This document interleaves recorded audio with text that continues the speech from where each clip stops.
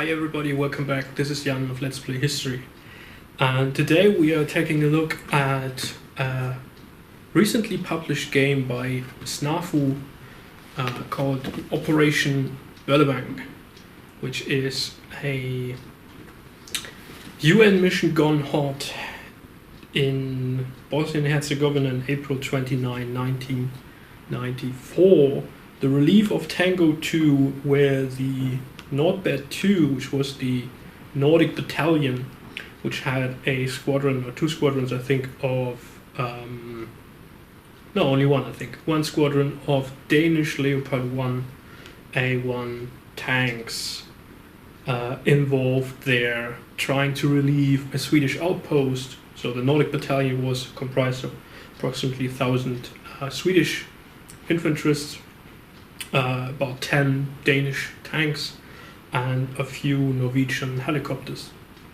And they were stationed at Tuzla airfield, which was one of the designated areas in Bosnia-Herzegovina after the collapse of Yugoslavia and the UN mandate to protect the, well, first and foremost, I think the Muslim minorities, which were under imminent threat by Croatians and also the Bosnian Serbs to be annihilated.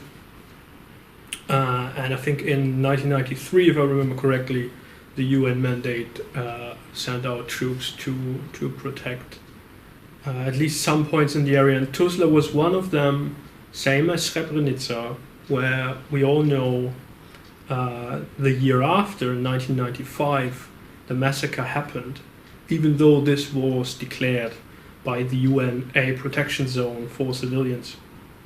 And there were UN soldiers, I think those were Dutch soldiers, present, but they just didn't, because of the rules of engagement and the way the mandate was phrased, did not engage or even intervene.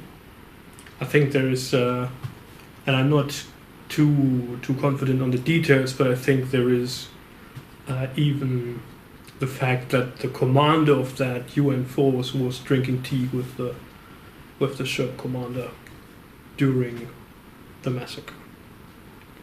And I think the Operation Bøllebank shows that, and the whole approach the Nordic battalion took shows that in order to protect peace,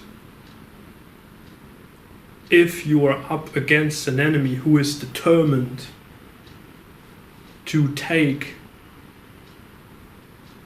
drastic action by military force against human life and attack, conduct, or rather commit crimes against humanity, you cannot stand back and say, oh well, please put down your arms, put down your weapons, and let's talk about it.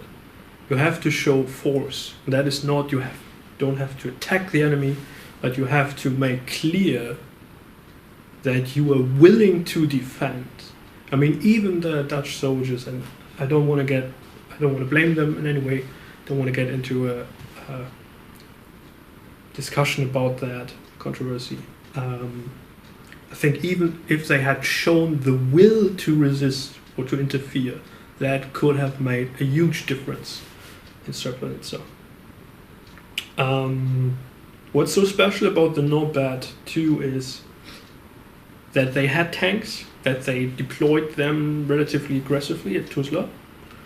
Even though the Bosnians, or the Bosnian Serbs, who controlled large areas, they sort of made demands to the UN forces to not move freely, to only operate in certain areas, to not have tanks present because that would challenge their T-55s, because the Leopard 1 was superior at that time, and so forth. And they captured, I think, 150 UN personnel, and so forth. So That's very interesting. And then at the same time, which is also an interesting fact, is that the Danish soldiers, the tankers, they were trained under rules of engagement for UN missions, which were rather restricted. And like you have to be under really heavy fire before you are, or you have to identify the enemy that is shooting at you and so forth before you are allowed to open fire yourself. Even though that was the case, they then, when they got into the situation that was an ad hoc relief mission during the night in snow white painted tanks under like full lights and so forth, they ran into an ambush basically, came under heavy artillery fire, ATGM fire and tank fire even. And they, once they realized what was going on, they basically neutralized the enemy threat to some degree. They were untrained in combat, or not untrained, they weren't in combat before necessarily. They didn't have that much combat experience, but they were trained in indirect fire, that is using tanks as artillery.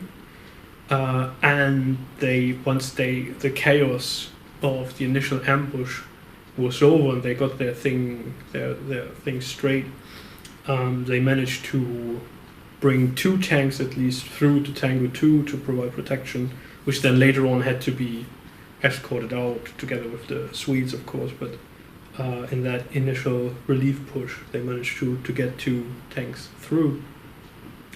They did not lose a single tank. They managed to suppress the enemy artillery, the enemy tanks and ATGMs. It's unclear how many losses they have inflicted on the Bosnian Serbs. But they have, it seems, with their indirect fire, hit the enemy artillery supply dump, because there was a huge explosion, even though the Bosnian Serbs do deny that. Anyways, that's the game, and that's the situation, which I think is super interesting, and there are by far too few games. There should be many more games on peacekeeping operations, not only on the tactical combat situations, even though this is a very interesting situation, but in general, I think exploring peacekeeping in its various development stages and approaches is something very important and insightful. So there's that. Anyways, we are going into the game.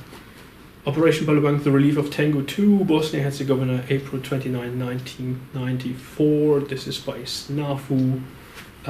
It is designed by Nicola Sagini, and the artwork and graphic design, and you will quickly realize when I show you the map, is by Nils Johansson.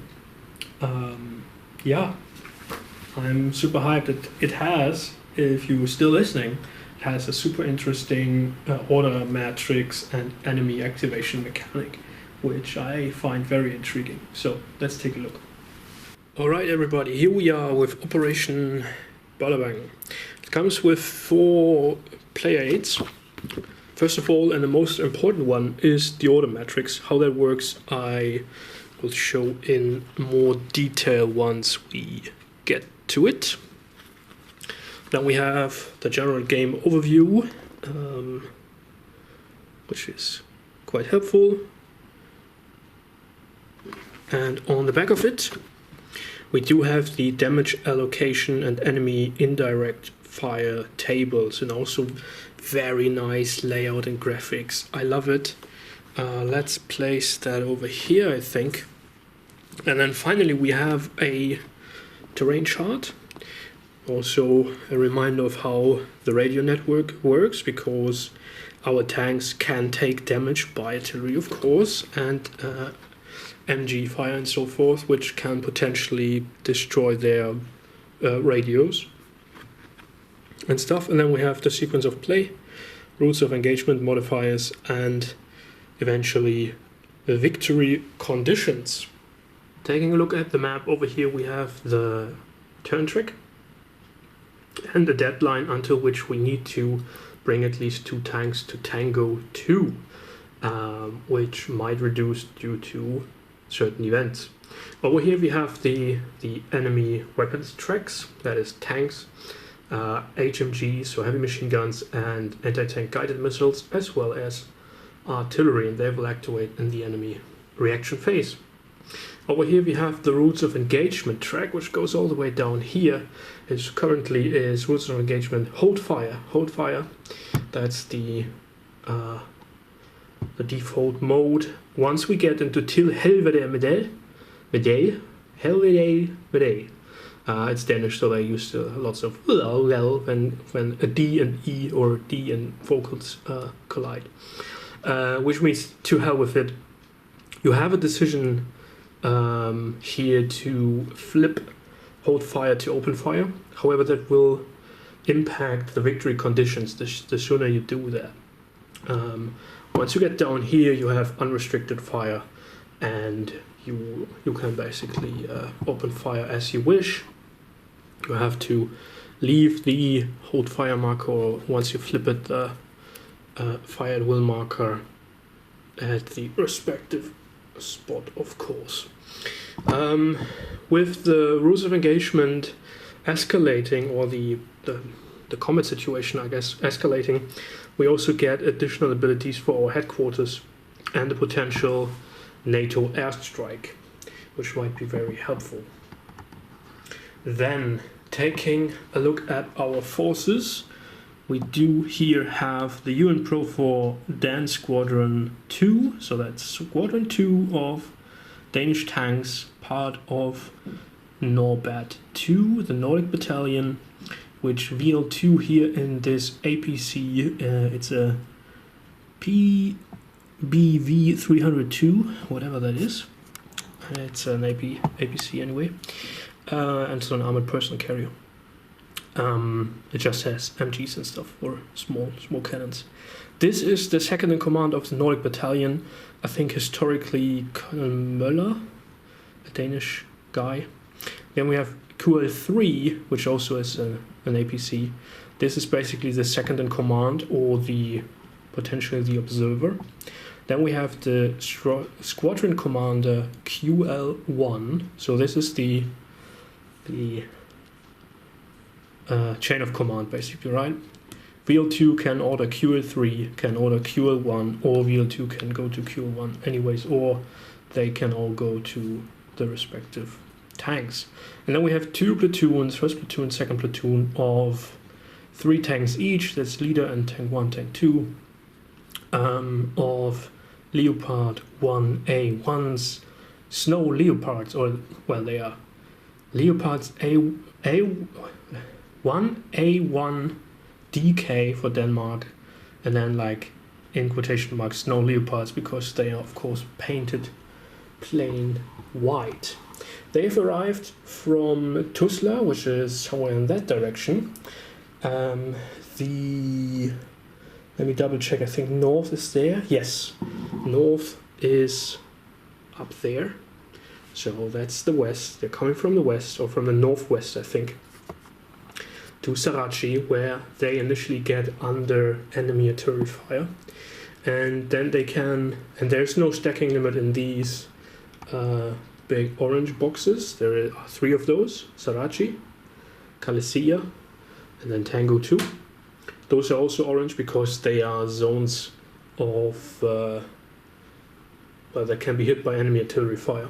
And they each have, I think Tango 2 does not, but Sarachi and Kalesia also have overwatch positions. Overwatch left, overwatch center, overwatch right. Even though they are not within this box, they are considered to be part of it. Tanks can be brought here to suppress enemy positions on the Vis, or as the Danish called them, the Sukkertoppen, which is the Sugarloaf, a hill of 450 meters, which was the position of enemy artillery, which used like direct fire lines to shoot at the enemy tanks, and also like ATGM teams and enemy tanks somewhere positioned on its slopes. So those are the Bosnian Serb army locations. Their right, their center, and their left. And they will be attacking with artillery, as I said, the orange boxes. And then also these positions along the way, which are marked with an X. So these are exposed positions who can get under direct fire by tanks, by heavy machine guns, by anti-tank guided missiles. As we approach along this route, there are these two checkpoints, SK1, SK2, Zone 1, Zone 2, which have a stacking limit of 3, and then all the other positions have a stacking limit of 1. There's the OP North, which is an overwatch position. If we bring QA3 there, they can provide overwatch and reduce the likelihood of enemy ATGMs, anti-tank guided missiles, to actually hit our tanks, because they can via radio call in and say, hey, there is something coming back up behind a house or in some sort of cover. Yeah, and the enemy forces are not portrayed with actual unit counters. They are just there. They are unknown. That's the the night ambush situation we are in. However, as you can see, they will always attack. Like if we have enemies here in these overwatch positions, they will be attacked by all types of weapons. And then we have enemy action lanes, so to say, which aim at specific exposed positions along the route, and which weapons will be firing from there with which fire priority, that will be determined by a random chit draw. Yeah, and I think that's the overview you need to have. What we now have to do is drawing orders each turn from this enemy weapons cup, and then match up the two chits, which will provide us with a specific order we then can give to a vehicle or a squadron of, or rather a platoon of vehicles. As you can see, all vehicles do have order tokens here. Let's move. The other side would be a tow action, where if a tank of ours has track damage, it cannot move, so it has to be towed. What else? They also can be ordered to fire, of course, once we have given the order to open fire unrestrictedly. Then we just flip the unit counter to indicate that they have received that order. Whenever we draw two chits of the same color, the turn ends. We implement the available order if we want to, and then we proceed with enemy activation. Otherwise, we can continue drawing orders. So always two match up. Then we have to, if we implement them or not, the available orders, we have to place the markers on the enemy weapons charts. So the more orders we draw, the more likely it becomes for the enemy to actually hit us. Alright, had to take a short break because one of the neighbors thought it would be a good time to drill a hole into the wall. Anyways, not quite sure what's the best position to place the camera in, but I think this should work, and I will move the camera around as we go so that you get a little bit of a closer impression. Now, I said that winning would mean bringing at least 2 tanks to Tango 2.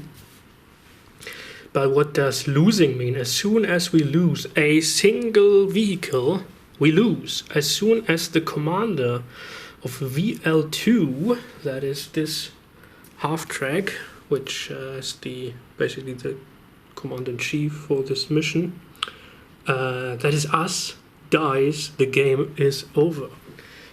We can always, that's one good thing, we can always order VL2 without actually having to draw orders for him.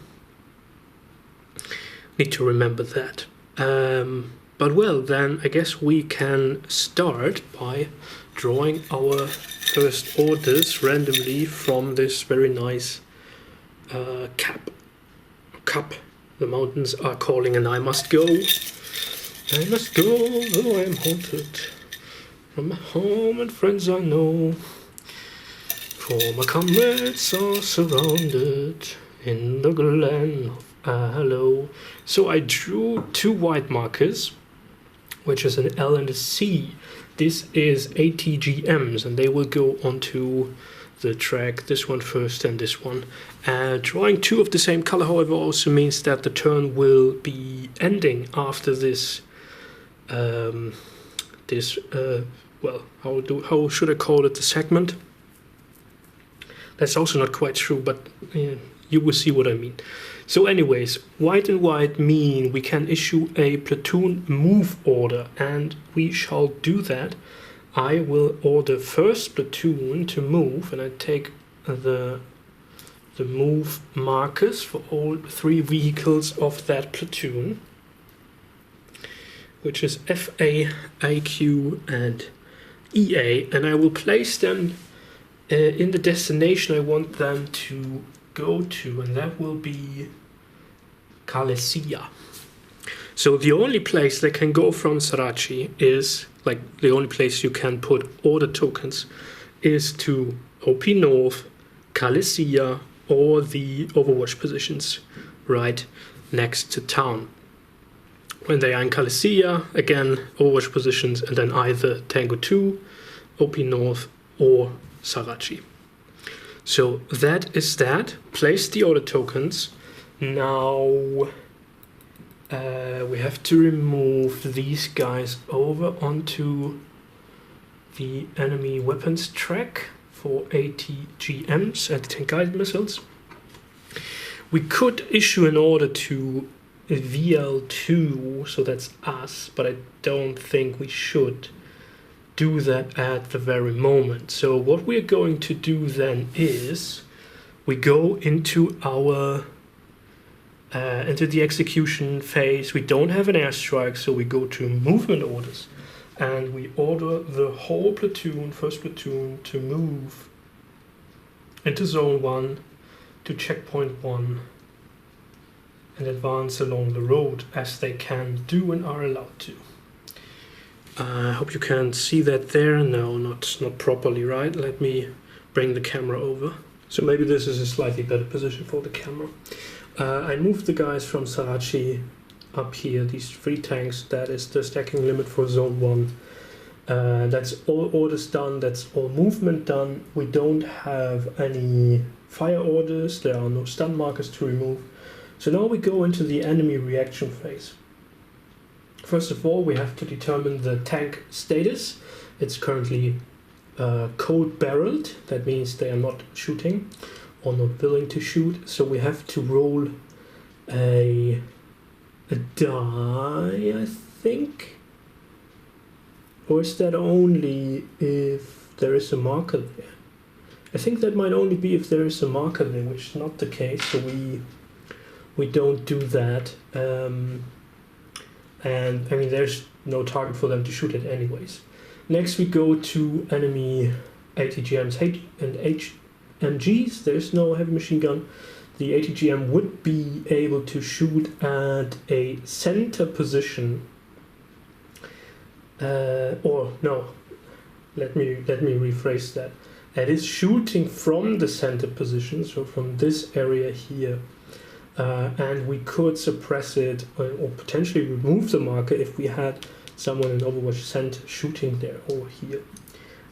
However, they don't have any targets anyway. So then we get to the artillery, and the artillery is able to shoot at Sarachi currently, which will also increase the routes of engagement. But first of all, we have to roll 2 dice, which is an 8. So an 8 means 3 to 11, draw a marker, add it to the enemy weapons pool. So I get a pool here. Now I have to put in the markers, random damage markers for all units that are currently in Sarachi, which is VL2, QL3, QL1, and then all of second platoon. Yes. So mix them up here, draw 1 randomly, put it in the cup, and it says plus a random unit, so I have to draw another one.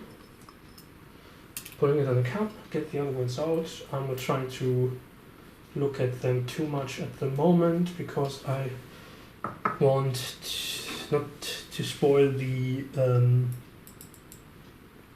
surprise. Okay, so then rules of engagement go up by 1, and that ends the turn basically. We go to turn 2, even though you can't properly see that, I guess, and we start drawing order tokens again. There is a random damage. Okay, interesting. And a random damage on GB. Let me pull that up and have a look if you can actually see the vehicle. No, you cannot. I should get like a thingy that I can hang the camera on top over the table. Well, this way I always have to switch it around. So those are the units currently in Sarachi. The random ship I drew was this one. Plow. It's hitting the second tank of 2nd platoon. And now I have to check what that does. I think does inflict light damage, but I will double check that. Alright, so with that marker drawn, I have to roll on the indirect fire chart here the damage allocation with 1 die. It is a 4. A 4 is a night vision. Roll 1d6, apply -1 DRM modifier for each adjacent UN position occupied by an undamaged vehicle. On a 4+, the tank cannot move. Tank commander is unbuttoned. Apply a -1 DRM. Tank cannot move. Is that just now then, or what does that mean? So it's a night vision damage, that's for sure. Battery damage, night vision, light damage. To move a unit with night vision, light damage, the player must roll a die. On a modified result of 4 or more, the unit cannot move. Of 4 or more, the unit cannot move. Apply a -1 DRM for each adjacent unit, blah blah blah. The commander is considered unbuttoned, which means, so he's now looking out of the hatch, which means heavy machine gun fire can actually kill the tank commander. Okay, so this just means we apply this to the unit. I stick it on there, night vision is down. I will not have to roll right now, the damage marker becomes available again. But if I wanted to move it, I have to make the roll here. And the more units that are around it, adjacent to it, that can sort of navigate that unit, the easier it is to actually make that test successfully. Alright, so then back to the orders display. Oh, and it only was a light damage. Does that increase the rules of engagement? Vehicle receives heavy damage. KIA. No, it doesn't. At least the player doesn't say so. Okay, agreeing. And what's next? Another green, so that ends then the activation anyway. It allows us to issue a platoon move order. Alright, let's have a look at the situation in Sarachi and surrounding areas. The thing is, I cannot give a platoon move order for these guys to move into these positions. Let me also think about that. If I move this guy in here in the overwatch position, even though he doesn't have night vision, he's still capable of shooting at the enemy, right? Didn't say only if the gun sight is damaged they cannot use indirect fire. So what I could do, instead of issue an order to the whole platoon, I could either try to get this guy in here, because there are plenty of vehicles around who can guide him, or I could issue an order to either the squadron commander to go with first platoon, or QL3 to go up there. Decisions. These guys will be moving anyway, but I think I'm going with QL3. Issue an order for QL3 to go into OP North, then place those markers here on the heavy machine gun track, like so. Alright, and then we go into execution phase. So these guys have their movement target in Kalesia. Let me slightly adjust the camera for that, like so. So they will continue moving, and stacking limit allows them to go here. However, this is an exposed position. So what we have to do now is grab the fire priority 7 to 9, which is this cup. Randomly draw a chip. Now there flew one out, so that's random enough. And it's also double-sided. But I will pick this one as it came out and place it here. This now means that from this position with a priority of 8, ATGMs, anti-tank gun guided missiles, as well as heavy machine gun fire will hit this zone 2 potentially. Alright, that's done. Then QA3 will move 1 into zone 1 to eventually reach then Overwatch position north. That brings us to the enemy.